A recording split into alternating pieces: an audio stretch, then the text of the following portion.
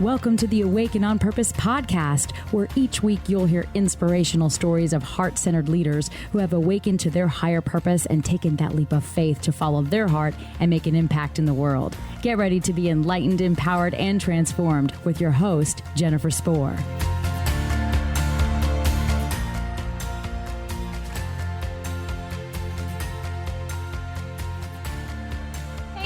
I'm really excited and overjoyed to welcome as a guest to the show today, Rhonda Williams. She is an author, leadership coach, and emotional intelligence strategist with past executive roles in healthcare, such as chief nursing officer and CEO. Rhonda has personally experienced the effects of overwhelming stress. After a pair of dueling life crises, Rhonda decided to stop the madness. Today, she is known as the stress-free leader, and she helps leaders and organizations embrace a stress-free culture. She is also the host of the Coffee with Rhonda Show. Welcome, Rhonda. Excited to have you. Thank you so much, Jennifer. I'm so pleased to be here. Yay. This is going to be fun. Rhonda, I know this is a big question, but I think your bio alludes to this a bit, but tell us more about what inspired you to do the work that you're doing today. Absolutely. So I have, had a number of roles in my life and career, many of those at the executive level. And Jennifer, I found myself just with heads down, really working long hours, 10, 12, 14-hour days, whatever it took. Phone never leaving my hip on vacation, worried that, I would miss something or not be available. And along with that came a tremendous amount of stress. Lots of expectations and just wanting to be good and get it right for myself, the team, the organization, all of that. But through that work, I really didn't at the time see the toll that it was taking on me. And now looking back, I'm able to see exactly how much stress and pressure that was. That's where I started. And it's like a little transformative process where you start waking up just a little bit at a time. It's almost when the alarm clock goes off and you're not fully awake and you want to snooze just a little bit more.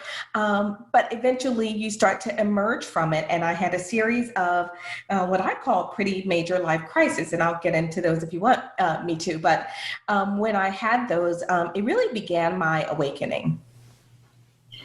Yeah, we would love to hear more about that if you feel guided to share. And I just want to say I resonate with what you're saying. And I feel like this happens with many people, that it's like we live in this state of what I refer to as being comfortably unhappy, right? Mm-hmm. And until we experience some type of catalyst or event that essentially shakes us awake. Absolutely. And for me, I had worked at an organization for nearly 20 years as I worked my way up from being a staff nurse to a supervisor to, having a couple of other leadership roles before going into the chief nursing officer role and eventually moving into the hospital CEO role. So, a pretty awesome career. I was so proud of the work that I was doing. And what I realized is when you get to that level, you are one of the most visible folks in your organization, but you're also the most vulnerable. And so, at that role, we had a crisis in my hospital where we almost had a race riot, honestly. It was the wildest thing I've ever been a part of in my life. And I'll spare everyone all the sordid, drawn out details of it. But, needless to say that there was a conflict with two employees there that ended up in the news. And, we were deemed as an unpatriotic hospital. And there were picketers outside of my hospital and all kinds of crazy things going on. And I kept trying to pinch myself, right? I'm like, okay, surely this is a nightmare. At any point, I'm going to wake up. This isn't really happening, but it was happening. And at the end of all of this, my organization, much like many, they decide after a bit of a crisis, they want to make a change. And again, you're in that most visible, but also the most vulnerable position. So I lost my job through that. And again, this was an organization that I'd worked with for nearly 20 years. So I was devastated by this whole event.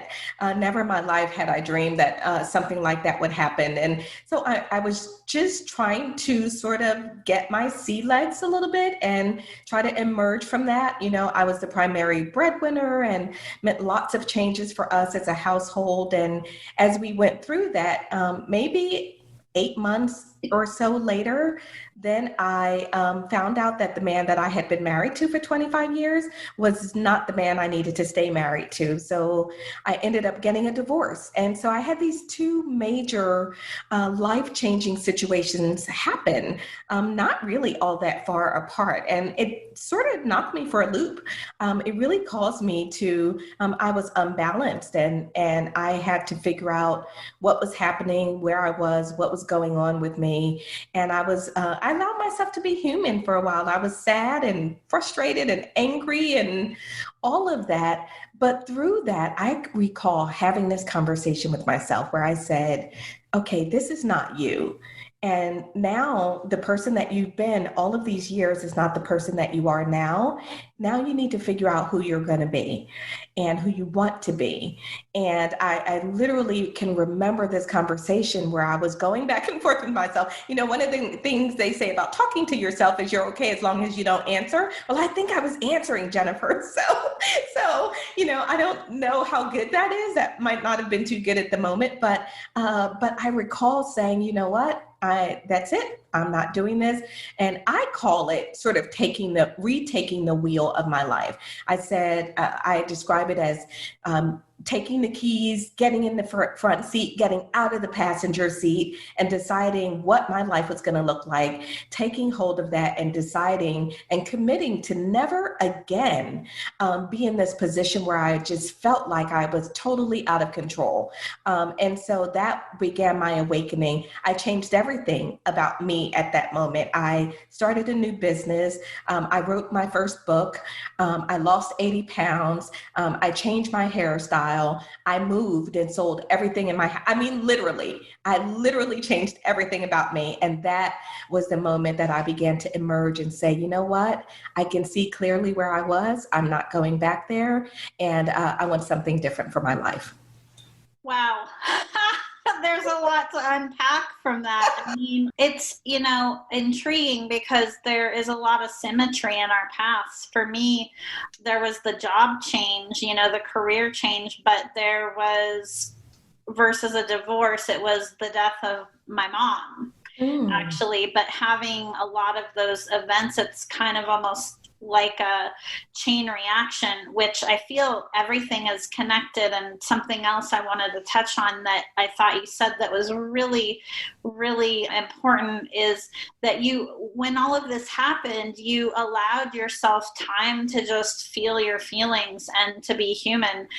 So many of us are conditioned to believe that we have to slap a happy face sticker on everything. And I'm not talking about, you know, being negative, but we're human. And whenever we have those emotions, we have to allow ourselves the space to process them and then to release them, because so many people are actually, and I know I was unhappy in my job before I actually left. You know, so many people are already in a place where they're feeling unfulfilled, but they suppress those feelings rather than allow themselves to be with them. Would you agree?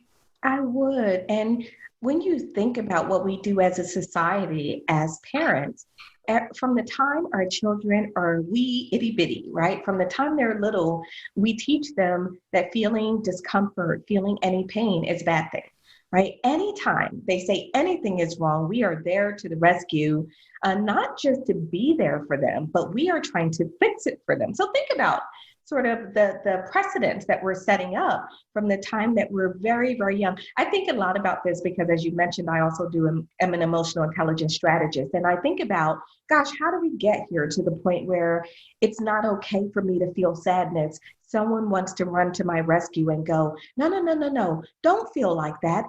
Feel better. You'll be fine. And what I want in the moment is to just be human and to just be in touch with how I feel and allow myself to do that without feeling like I'm a failure or, that I have to justify exactly what I'm feeling and why. Exactly. So spot on. Rhonda, every experience in our lives serves a purpose and shapes who we are. Is there any one experience in your life that you feel has been the most significant in shaping who you are today? It's interesting. As I look back on my life, I honestly think that my upbringing and watching my mom, who is, my mentor and my champion, and just watching her, she was a single parent as we grew up. And, initially we grew up in inner city Philadelphia before moving out to the suburbs. And my mom was just, man, she was just focused like not many parents around me were. She knew that she wanted something different and something better for her children. And even as a single parent, she was working multiple jobs, and it was always a step up. We moved a lot, but it was always this gradual step up. Okay, we're going here now. Now we're going here. Now we're going here. And so watching that, it really instilled in me this can do, right? To you can do it, whatever it is, right? It could be any number of things, but whatever it is, if you can just connect with it, if you can just get in touch with it, if you can just identify it, then you can do it. And I think that has to be the biggest factor. In fact, Jennifer, it's interesting because my sister and I actually talk about this frequently, because my sister, and I, we sort of have different paths, and we are really close now. We talk a lot about, sort of our paths, and we talk about, she'll say to me, what were you thinking when you were young? And I'm like, I don't know. I was just watching mom and thinking, man, she's working hard, but she's on it. She's focused. So I would say that that's probably the singular thing for me. And then I'll just mention one other thing that has been really impactful for me in terms of my growth and my evolution. And that is recognizing the role that attitude plays in your success. I've worked with a ton of different people and had lots of folks in my personal life and family and friends. And whenever I look for the common denominators of those who are successful, attitude always stood out for me. And so as I began my professional career, I was always of the mindset of keep it positive. It doesn't mean it has to be perfect, and but in general, keep a positive attitude and outlook whenever you can. And I cannot tell you how well that has served me throughout my entire career. I agree. I feel like that's priceless. It really is. I mean, I was just reading a post on LinkedIn today that I commented on. The post was about how powerful our words are. And our words are powerful, the words that we speak over our lives, but just as powerful is the energy and our belief behind those words. Mm-hmm. Oh my goodness, you are in my wheelhouse right now. And I don't know how long your show is, Jennifer, but we may not have enough time. I know. I wish we had all day too. I could talk about this stuff for days. Oh my goodness. I teach a workshop that combines emotional intelligence and sort of the law of attraction, which brings that whole space of, spirituality and energy and just universal law. And that I know. I'm actually a certified law of attraction coach. Oh, yay! See, I knew there was a reason that we got along so well and just had this connection. And I love it. So, Rhonda, now more than ever, especially this year, I feel like there are people that are at a crossroads in their lives. They may have already been feeling called to do something else, but now they feel even more of a sense of urgency to do so. What advice would you have for those people to be able to take action today? The first thing that I would say is to be still and actually hear, feel, and connect with what it is you're being called to. I think sometimes what we initially think of, if we don't really get in touch with it, we can go a little bit astray, because it may feel like you're being called to one thing when in the stillness, there's a clarity that emerges. So the first thing that I recognize is to just be still and get clear on what that is. And once you have that clarity, look out, world. Go for it. Absolutely go for it. You only have one life. It is yours. Your light was given to you and no one else's. So go for it and go and share the gifts, the amazing and wonderful gifts that you were put here on this earth to share. Absolutely. So well said. One thing I'd love to add to that is that even when we have a clear vision for what we want, right, we won't be able to see the whole path ahead. So we need to have that willingness to step forward. And as we step forward, we gain more and more clarity. Mm-hmm. Absolutely. There is always, that clarity and walking forward and the missteps that might come with that, because, most of us don't have a straight path. It's filled with circles and crisscrosses and diagonals and, all of those, and all of that is a part of the journey. So embrace it and don't miss the amazing, amazing joy that can come from enjoying the journey. It's not simply about the destination. The journey is so, so powerful. Absolutely. Rhonda, how can someone find you? What is the best place to connect with you if someone wants to learn more about you or work with you? Yeah, so I am pretty social. I definitely recommend folks connecting with me on social media, LinkedIn. You can find me at Rhonda Y. Williams. You can also connect with me, for those of you that are on Facebook. You can connect with me on Facebook at Coach Rhonda Y. Williams. And I'd also, love to be able to offer your audience a free gift. Yeah, that would be amazing. Tell us more about it. Absolutely. So, one of the things that has helped me in my path is really recognizing where I was. And through the process, I recognized that we may, as leaders, be often overstressed. And what I do now is I help leaders become stress-free leaders. But every leader that is stressed does not show up in the same way. And so it's important for us to understand how we show up in the world and in the workplace and dealing with our stress, which will allow us to implement the proper strategies and solutions to begin to move forward. So I have a free ebook that folks can download, and they can just go to www.stressedoutleaders.com. Leaders with an S is www.stressedoutleaders.com. And I like to have fun with names, so I hope nobody takes offense to it. But I actually call myself a recovering stressed out leader because, it's one of those things that we can take joy in as we learn and move forward. So they can go there and download that free ebook to learn the different ways that we show up when we are in a place of stress. And there are different strategies for those different types of leaders. So I would definitely love to offer that. Awesome. Thank you so much. And we'll be sure to include those links, that information in the show notes as well for the listeners. Wonderful. Thank you. Thank you so much. And one more tip as we wrap up. Is it okay if I just give a quick tip for folks so that they have something that they can take away and begin applying immediately? Sure, of course. So the last thing that I would say is if you are in a place where you are feeling overwhelmed or stressed, I call it the 5 C's to stress free.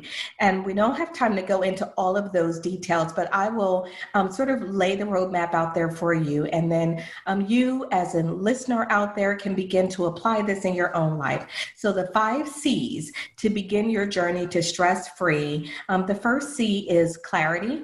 Right? You want to be still, get clear about who you are, and more importantly, what do you really want in your life? The second C is confidence. Confidence is like a bank account, and we deplete it and diminish it based on use. And sometimes as we are in these environments, we have depleted our confidence account. And so you may need to do a little bit of work to boost that back up. The third C is choices. Once you boost that confidence, you are clear on where you're going. Now you want to be sure that you're ready to implement some choices that are going to result in a change for your life, including setting boundaries and whatever might be in your particular situation. That's your third C. The fourth C is communication. I want you to shift your communication, not only your communication externally with those around you, but your communication with yourself. Your internal communication absolutely needs to shift to become in alignment with your newfound clarity. And the final C is commitment. Once you know where you're going, once you decide on the roadmap to get there, then it will require you to be committed to making the hard choices, taking the hard action that it takes in order to get there. And that's where somebody like me or any number of coaches out there, it doesn't have to be me, but definitely talk with someone, because there's a value in speaking to others who might be able to help you in some of that clarity. So the 5 C's to stress free. Thank you so much for adding so much value, Rhonda. I really appreciate that. And it was really a joy to have the opportunity to have you on as a guest today. Wonderful. It was my pleasure being here. And lest we not forget, at the very beginning, Jennifer, you mentioned that I am also the host of the Coffee with Rhonda show. And I call it the internet version of The View. So I would love to invite you to be a guest on the Coffee with Rhonda show, where we talk to leaders and we just pull up a chair and have a cup of coffee and just talk about the things that we as leaders don't normally talk about. Of course, I would love that. Awesome. Thanks again, Rhonda. I appreciate you. Thank you so much, Jennifer. It's been a pleasure. Thank you for listening to the Awake and On Purpose podcast. Please visit us and subscribe to the podcast at awakeandonpurpose.com so you never miss an episode. To learn more about how you can connect with your higher purpose and take that leap of faith to make your impact in the world, visit us at jenniferspor.com. And while you're there, be sure to join our email list for exclusive offers and a weekly dose of inspiration.